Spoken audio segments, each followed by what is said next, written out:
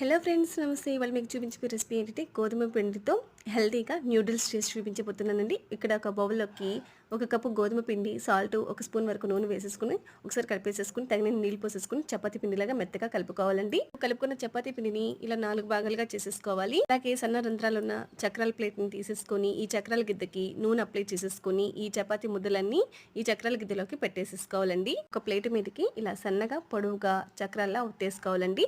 ఇప్పుడు స్టవ్ మీద కడాయి పెట్టేసుకొని నీళ్లు పోసుకుని ఒక స్పూన్ వరకు నూనె వేసేసుకుని నీళ్ళని బాగా మరిగించుకోవాలండి. మరిగించుకున్న నీళ్ళల్లోకి మనం రెడీ చేసుకున్న న్యూడిల్స్ ని వేసేసుకుని ఒక 5 నిమిషాల పాటు ఉడికించుకోవాలండి.